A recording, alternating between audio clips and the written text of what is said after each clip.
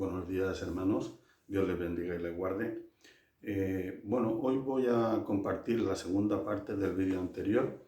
En el vídeo anterior les compartí sobre todos los versículos que hablaban sobre todas las profecías que Dios a través de su Santo Espíritu dio a Isaías, a Jeremías, a Ezequiel, a Zacarías, a Amós y a tantos y tantos profetas para hablarnos de las consecuencias que iba a tener todo el odio que las naciones vecinas tenían al pueblo de Israel.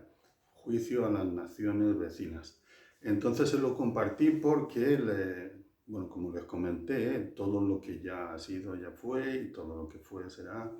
Entonces esto va a ocurrir ya. Va a ocurrir ya en las próximas semanas, en los próximos meses.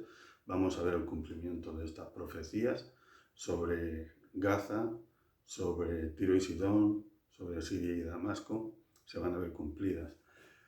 Pero bueno, al margen de que esto sea cierto y real y lo vamos a ver, ¿cuál es el sentido espiritual de esto? Porque yo siempre que leo la Biblia, ya sea del Nuevo, del Antiguo Testamento, nunca la leo como si cuando David está luchando contra Goliat o cuando Abraham está saliendo de Ur de los Caldeos hacia la tierra que Dios le promete, o cuando Moisés Dios saca al pueblo de Dios de Egipto, ¿no? Pero guiados por Moisés, etc. No lo veo como si estuviera viendo una película, como si yo fuera un espectador.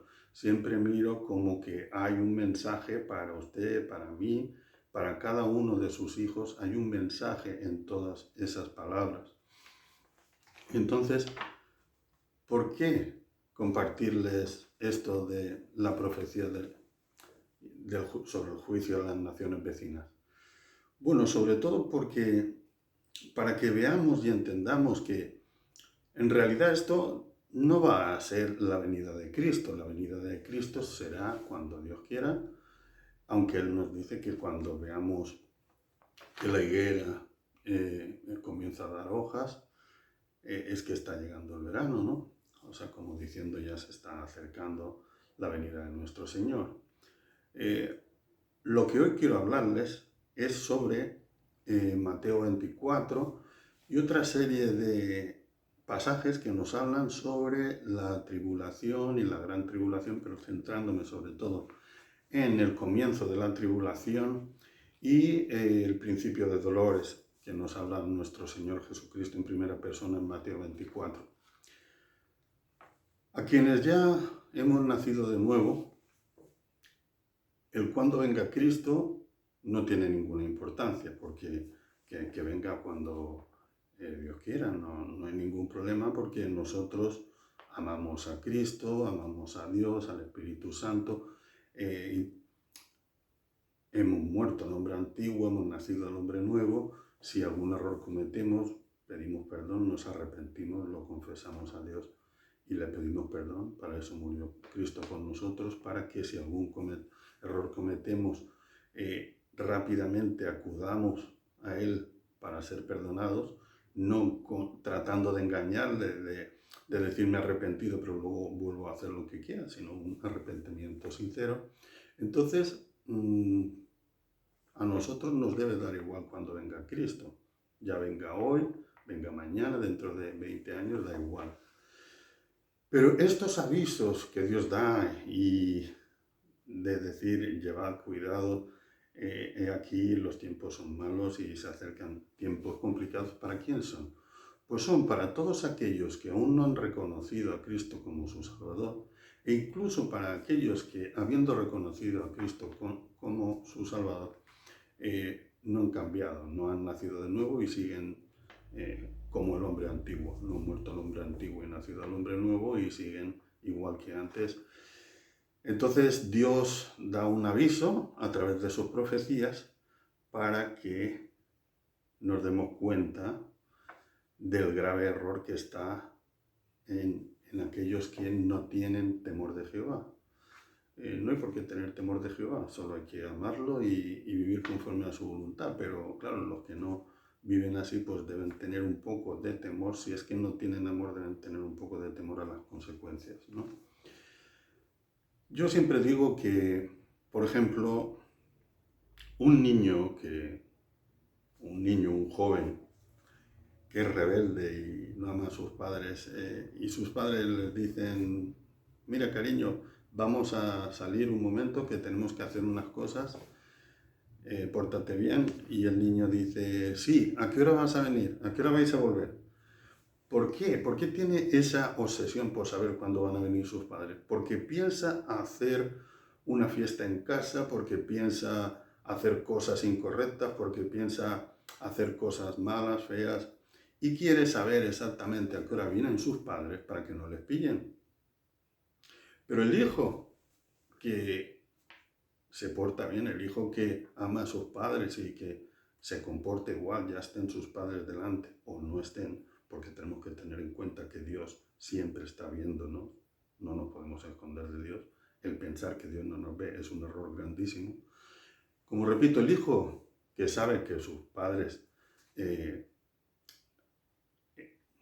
le aman y que ellos aman a sus padres, les da igual cuando vengan sus padres, porque ellos cuando vuelvan sus padres, ya sea que vuelvan a las 5 o a las 8 o a las 10, cuando vuelvan lo hallarán a su hijo bien y esperando a sus padres, con el deseo de esperar a sus padres en amor. En cambio, el que tiene en su mente la perversión quiere saber exactamente cuándo vienen sus padres para borrar todo lo malo que ha hecho, para esconderlo y ordenar la casa en el último momento. Bueno, no quiero alargarme más, voy a empezar leyendo Mateo 24, del 6 al 14 nada más, porque no voy a entrar en todo lo que es la tribulación, la gran tribulación, el apocalipsis, todo eso, simplemente el pequeño apocalipsis que nos dejó escrito nuestro Señor Jesucristo y de ese pequeño apocalipsis que nos dejó escrito nuestro Señor Jesucristo, solo una parte, el comienzo de la tribulación. Dice así, y verán la relación de los juicios a las naciones vecinas con el comienzo del principio de dolores. Dice, y oiréis de guerras y rumores de guerras. Mirad que no os turbéis, porque es necesario que todo esto acontezca, pero aún no es el fin. O sea, vienen guerras, hay rumores de guerras, vienen guerras, todo eso ha de pasar y va a pasar. No es cuestión de que oremos para que no pase, porque va a pasar, porque así está escrito. Pero aún no es el fin, porque se levantará nación contra nación y reino contra reino, y habrá pestes y hambres y terremotos en diferentes lugares. Todo esto ya hemos comenzado a verlo, las guerras que están comenzando, no solo en Israel, que es la importante, pero también en Rusia, Ucrania, China, Taiwán, están preparándose todo para nación contra nación y reino contra reino, pero aparte ya han habido pestes, cuando decimos pestes son epidemias, han habido y van a haber las peores, van a haber las peores, no soy agorero, es que está escrito, ha de pasar y todo esto ha de pasar, lo dice, y cuando haya todas estas guerras, cuando haya pestes, pues habrá hambre, eso es así, ¿no? Y van a pasar todas estas cosas. Dice, y terremotos, por supuesto, que están ya habiendo cada vez más. Ayer o antes de ayer hubo uno en Taiwán de 7.5. Y todo esto, dice aquí, y todo esto será principio de dolores. Todavía no es el fin, es principio de dolores, el principio de la tribulación. Dice, entonces os entregarán a tribulación y os matarán, y seréis aborrecidos de todas las gentes por causa de mi nombre. Os entregarán a tribulación. Hay quien no lo cree, o sea, es Jesucristo hablando. Y nos está diciendo que nos entregarán a tribulación por causa de su nombre. Pero muchos no lo creen. Siguen pensando que no, que cómo le va a pasar a ellos eso de que cómo van a perseguirnos y cómo nos van a matar. Eso no es posible. Parece que no hayamos leído la Biblia, cómo murió Esteban, cómo murió Pedro, cómo morían los profetas, o sea, todo aquel El que no es perseguido es porque no hace nada. O sea, obviamente Satanás no persigue a los que son de los suyos. Todos aquellos que ha quitado a Dios y se los ha llevado a tinieblas, no tienen ninguna necesidad Satanás de perseguirlos. Pero ya lo dice aquí Jesús, os perseguirán por causa de mi nombre. Cada vez que uno quiera defender el nombre de Jesús, ya se está viendo cada vez más en las redes sociales. Uno ya no puede hablar de Cristo, uno ya no puede hablar de Cristo en su trabajo, uno ya no puede hablar de Cristo en política. Todo el mundo se enfada contigo y te persigue. Ya lo verán ustedes. Yo no voy a entrar ahora en el tema de si seremos arrebatados antes, durante o después de la tribulación, porque es un tema largo, pero lo hablaremos. Simplemente voy a leer algo que nos dijo Jesús, por si alguno cree en Jesús. Espero que sí, que todos. Dice Juan 15, versículo 20, solo un versículo. Acordaos, Jesús hablando, acordaos de la palabra que yo os he dicho. El siervo no es mayor que su Señor. Si a mí me han perseguido, también a vosotros os perseguirán. Entonces, ¿qué quieren que les diga? Pues nada, que no hay mayor ciego que el que no quiere ver. Pero bueno, vamos a continuar leyendo Mateo 24. Como decíamos, dice Jesús, entonces os entregarán a tribulación y os matarán y seréis aborrecidos de todas las gentes por causa de mi nombre. Muchos tropezarán entonces y se entregarán unos a otros, y unos a otros se aborrecerán, y muchos falsos profetas se levantarán y engañarán a muchos. Y por haberse multiplicado la maldad, el amor de muchos se enfriará, mas el que persevere hasta el fin, ese será salvo. ¿Por qué dice esto? Porque el hombre es débil, y cuando vienen los tiempos difíciles como los que van a llegar, en los que los gobiernos van a meternos en una dictadura, en una tiranía de falta de libertades, falta de derecho de expresión, de poder hablar de Cristo, y habrá que hacer todo conforme ellos digan, van a quitar el dinero, solo se va a poder comprar conforme al que tenga el certificado, digamos, de garantía de ser conforme al régimen de su país. Esos tendrán su tarjeta, su chip. Su chip, quiero decir, una tarjeta de crédito que tiene un chip, pues si quieres comprar, tendrás que comprar con eso. Si el gobierno de tu país dice que los cristianos serán perseguidos, te dejarán sin tarjeta. Entonces muchos renegarán como Pedro negó 3 veces a Cristo. Nosotros también habrá muchos que negarán 3 veces a Cristo y dirán, no, yo no soy cristiano, deme la tarjeta que yo quiero comer, que yo quiero comprar, que yo quiero poder vivir esta vida carnal de aquí de la tierra. Hermanos, no perdamos nuestra primogenitura por un plato de lentejas, no vendamos nuestra primogenitura por un plato de lentejas. Lo dice nuestro Señor. Por la maldad, porque muchos se acusarán, no, yo no soy, el que dijo eso fue mi pastor, que vive en tal sitio, y hablaremos y nos entregaremos unos a otros, lo dice aquí. Y el amor de muchos se enfriará, que no se enfríe nuestro amor, porque de eso depende nuestra salvación, de no perder el amor ni a Dios, ni al prójimo, ni a los hermanos. Si tenemos que sacrificarnos, pues nos sacrificaremos como hizo nuestro Señor y como hicieron tantos y tantos profetas. Yo sé, yo no soy más fuerte que nadie, ni digo que no tenga miedo. Bueno, ahora no tengo ningún miedo, pero yo no sé si tendré miedo llegado el momento, o si obviamente no me gustará tener que pasar por eso. Pero nuestro mayor ejemplo es nuestro Señor Jesucristo, que vino a obedecer al Padre, a morir por todos nosotros. Llegado el momento dijo, Padre, si puede ser, pase de mí esta copa, pero que se haga todo conforme a tu voluntad. O sea, nosotros es igual. Si puede ser, decimos, Dios mío, si puede ser, pase de mí esta copa, que no tenga yo que pasar por todas estas situaciones, obviamente. Pero si es tu voluntad, hágase tu voluntad, Padre mío.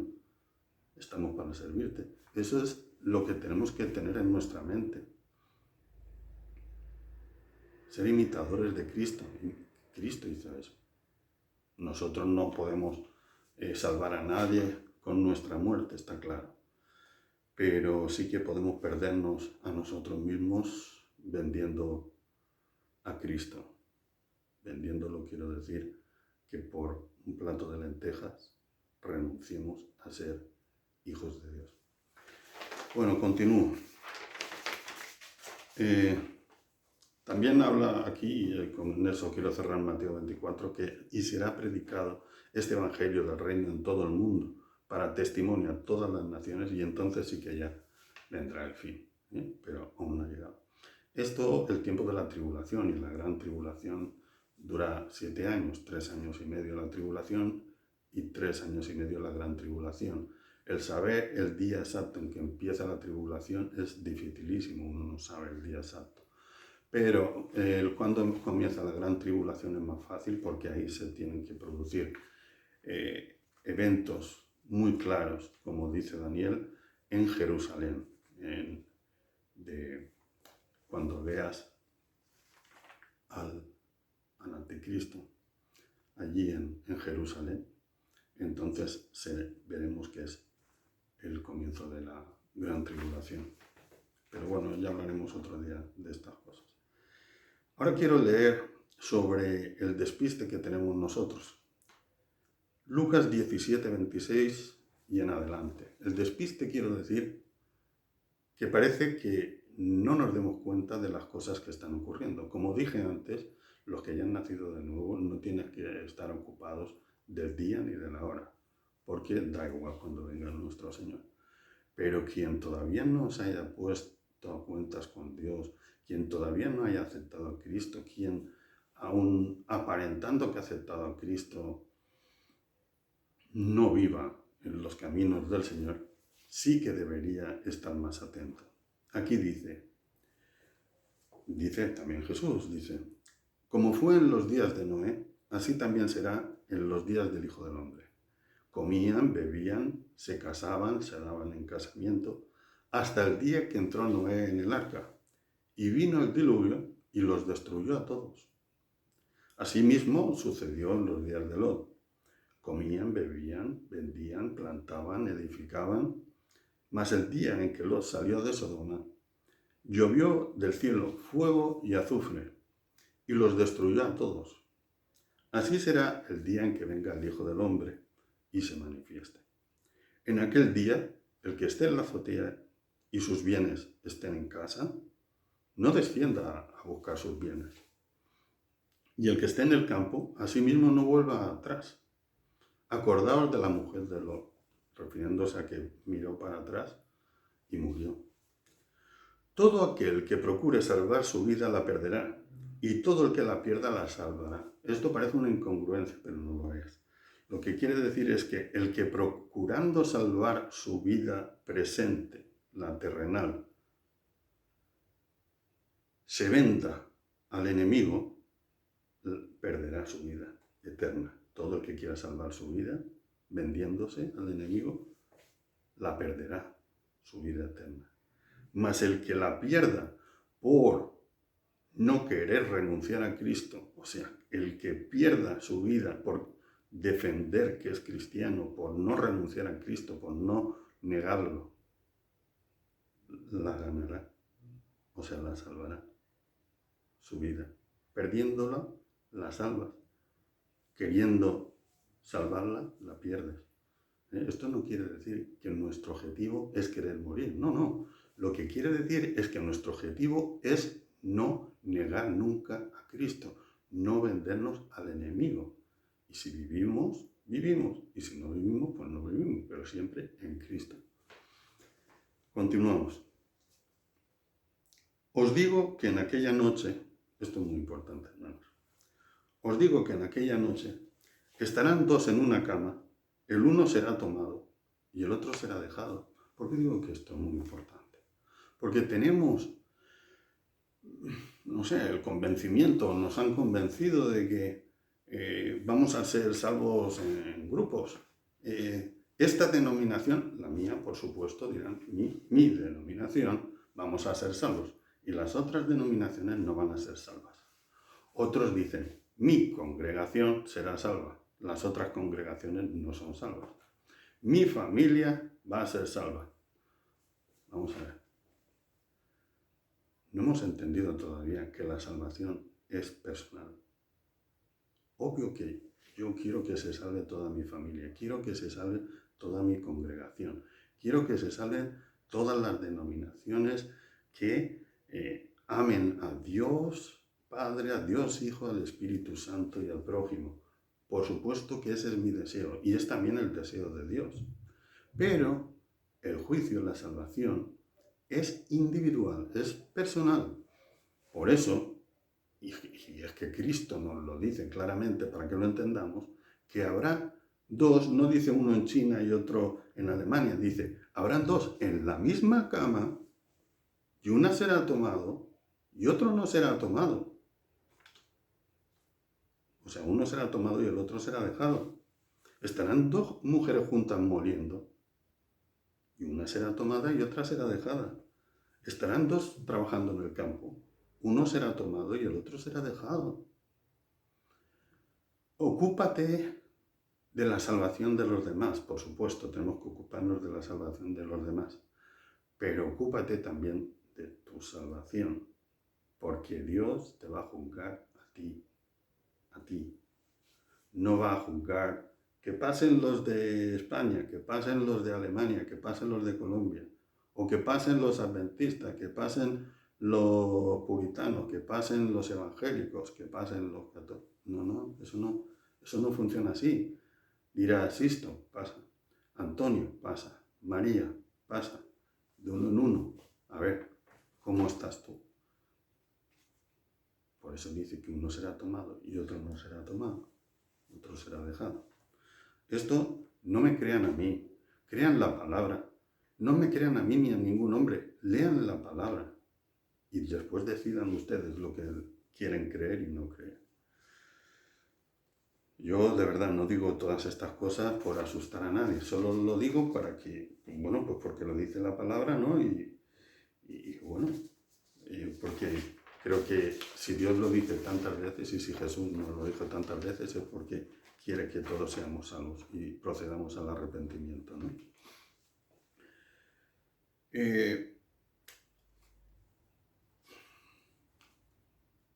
¿Qué consejo puedo dar yo? Yo, como Sisto, como persona, ninguno.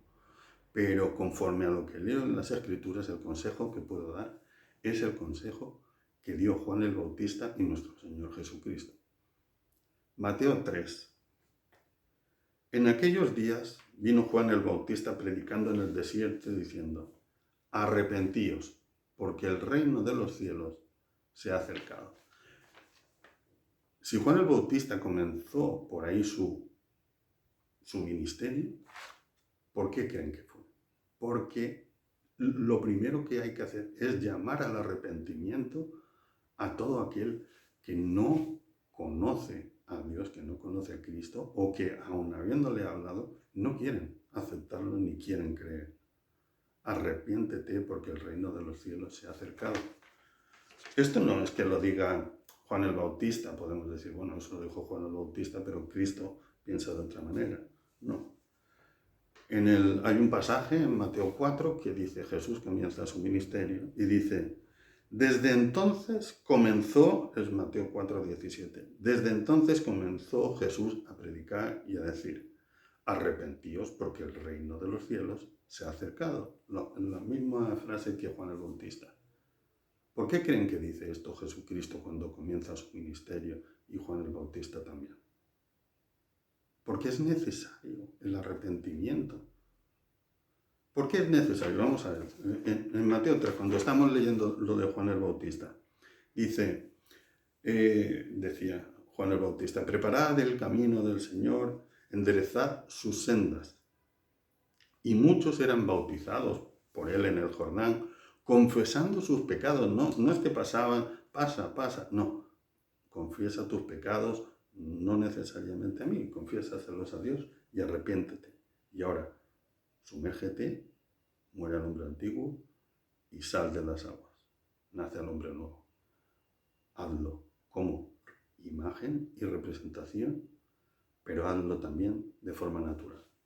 Es decir, hay nacimiento en agua y nacimiento en espíritu. Si lo convertimos en una farsa, no sirve de nada. El bautismo me refiero. No, si lo hacemos como una farsa, no llegará al bautismo en espíritu. Pero continúa en Mateo 3. Dice, al ver muchos de los fariseos y de los saduceos, al ver Juan el Bautista que muchos de los fariseos y de los saduceos venían a su bautismo, les decía, generación de víboras, ¿quién os enseñó a huir de la ira venidera? Haced, ¿por qué decía eso? Porque él creía que venían para huir de la ira venidera, pero como farsantes, o sea, que en realidad no creían en el Mesías. Entonces le dice, haced pues frutos de arrepentimiento y no penséis decir dentro de vosotros mismos, Abraham tenemos por padre. Ese es un gran defecto que tenemos también nosotros. A ver, vamos a entender esta frase. Los fariseos, cuando alguien les decía, tienes que creer en Jesús o tienes que hacer esto, hacer frutos de arrepentimiento, decían, no, Abraham tenemos por padre, yo tengo a Abraham por padre, o sea, yo soy salvo, yo soy del pueblo de Israel, yo tengo a Abraham por padre, a mí ni necesito arrepentirme, ni necesito creer en Cristo, ni nada por el estilo, Abraham tenemos por padre. En las doctrinas, en muchas de las doctrinas de hoy en día, oigo personas que hablan igual. No. Yo no tengo que hacer frutos de arrepentimiento, ni me tengo que arrepentir, ni tengo que hacer frutos de arrepentimiento, ¿por qué no? O porque yo, si digo, como esta víboras farsantes de los fariseos y saduceos, digo de palabra, pero no hago frutos de arrepentimiento, yo ya no puedo ser juzgado por mis obras. Yo ya he dicho que creo en Cristo y ya no pasa nada. En el fondo decimos, como voy a la iglesia, soy salvo. Es decir, Abraham tenemos por padre. O sea, yo ya voy los domingos a la iglesia, ¿qué me estás contando? No tengo que hacer nada. A mí lo que me dijeron es que fuera a la iglesia y si encima doy el diezmo, pues ya, eso ya lo completa todo. Ahí ya completa mi salvación. Voy los domingos a la iglesia y doy el diezmo. ¿Qué más se me puede pedir? Pero hermano, a ver, ¿no te das cuenta? Te lo digo esto en amor. ¿No te das cuenta que estás engañando a tu mujer a tu esposa con otra mujer? ¿No te das cuenta que estás adulterando? ¿No te das cuenta que llegas borracho a casa y gritas a tu mujer? ¿No te das cuenta que estás robando dinero en la empresa? ¿No te das cuenta lo que sea? ¿No te das cuenta? Y dices que da igual, porque tú vas los domingos a la iglesia y das el diezmo. Abraham tenemos por padre. Juan el Bautista les dice, literal, haced pues frutos de arrepentimiento y no penséis decir dentro de vosotros mismos, Abraham tenemos por padre. Porque yo os digo que Dios puede levantar hijos a Abraham aún de estas piedras. Y ya también, esto es muy fuerte, y nadie lo quiere creer, ni le hace caso, porque cuando algo no nos gusta, lo tachamos de la Biblia. Dice, y ya también el hacha está puesta a la raíz de los árboles, que son los hombres, las personas. Por tanto, todo aquel árbol que no da buen fruto es cortado y echado al fuego. Pero bueno. Yo a la verdad, dice Juan el Bautista, os bautizo en agua para arrepentimiento. Pero el que viene detrás de mí, cuyo calzado no soy digno de llevar, hablando de nuestro Señor Jesucristo, es más poderoso que yo, Él los bautizará en Espíritu Santo y fuego. Su aventador está en su mano y limpiará su era y recogerá su trigo en el granero y quemará la paja en fuego que nunca se apagará. Esto nos habla de la parábola del trigo y la cizaña. O sea, Juan el Bautista ya lo dijo antes de que Jesús dijera esta parábola, pero bueno, Juan el Bautista era profeta, pero lo dice bien claro. Él, Cristo, recogerá su trigo en su granero y quemará la paja en fuego eterno que nunca se apaga. Para ir terminando, les leeré algunos versículos que apoyan esta visión. Juan 15, 14. Vosotros sois mis amigos ¿sí qué? Si hacéis lo que yo os mando, dice Jesucristo. Vosotros sois mis amigos. Si decís que yo soy vuestro Salvador, podía haberlo dicho, pero no. Dice, vosotros sois mis amigos si hacéis lo que yo os mando. O sea, si no hacéis lo que yo os mando, no sois mis amigos. Usted tergivérselo como quiera, arránquelo de su Biblia, haga lo que quiera, pero Jesucristo dijo esto. Primera de Juan 2, del 4 al 6. El que dice, yo le conozco, y no guarda sus mandamientos, el tal es mentiroso. El que dice, yo le conozco, y no guarda sus mandamientos, el tal es mentiroso. Y la verdad no está en él. Pero el que guarda su palabra, en este verdaderamente el amor de Dios se ha perfeccionado. Y por eso sabemos que estamos en él. El que dice que permanece en él, debe andar como él anduvo. Claro, hermano, pero es que usted no falla. Que otra vez. Que sí, que todos fallamos. Pero hay que tener ese objetivo, esa meta, de guardar sus mandamientos porque son buenos para nosotros. No es un castigo, es una bendición. Porque si tú antes estabas envidiando al prójimo, robando, matando, adulterando, fornicando, drogándote, emborrachándote, haciéndolo todo mal, no me digas que era eso lo bueno para ti. Si Dios te aconseja que no hagas eso porque es bueno para ti vivir en un matrimonio santo, sin engañar a tu mujer, amando a tu mujer, no golpeando a tus hijos, comportándote bien en tu trabajo, no robando allí, ni robando en ningún lado, ni drogándote, ni emborrachándote. Eso es una carga que nos ha puesto Dios, eso es algo difícil de soportar, que Dios nos ha puesto como castigo, o es una bendición que nos ha dado. A veces nos cuesta entenderlo, pero es una bendición. Continúo. Mateo 7:21. Esto lo dice nuestro Señor Jesucristo en el Sermón del Monte. No todo el que me dice, Señor, Señor, entrará en el reino de los cielos. ¿Sino quién? Sino el que hace la voluntad de mi Padre que está en los cielos. ¿Esto es doctrina pentecostal? No.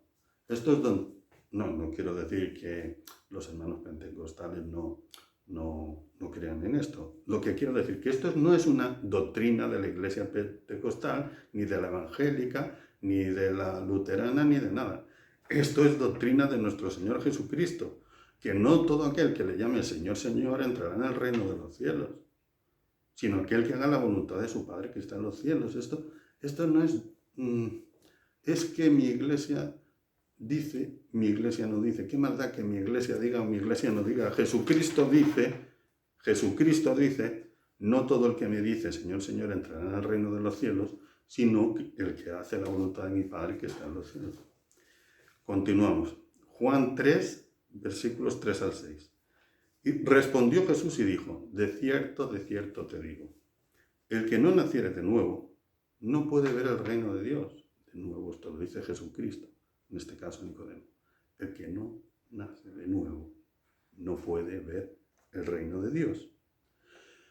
El que no naciere de agua y de espíritu, no puede entrar en el reino de Dios, porque lo que es nacido de la carne, carne es, y lo que es nacido del espíritu, espíritu es. Hermanos, creo que no hay nada más que decir. Lo que comenté en el vídeo anterior es cierto y va a ocurrir ahora. Lo del juicio de las naciones es algo que va a ocurrir muy próximamente. no es el fin, no es la venida de nuestro Señor, es solo principio de los dolores y de la tribulación. No es para asustar a quienes son hijos de Dios y han nacido de nuevo, pero sí es para que los que todavía están en el proceso, los que ahora todavía no estaban preocupados ni ocupados en su salvación, o todos aquellos que todavía no han querido aceptar a Cristo como su Salvador, se pongan las pilas y busquen del Señor y lean la palabra y estudien qué es lo que espera Dios de nosotros y que, bueno, por su gracia somos salvos. Gracias a la muerte de nuestro Señor en la cruz somos salvos. Gracias a que resucitó somos salvos. Agradezcámosle a Dios y a nuestro Señor Jesucristo que haya derramado su Santo Espíritu sobre nosotros para capacitarnos a cambiar, porque sin Cristo nada podemos. Pero ahora todo lo puedo en Cristo que me fortalece.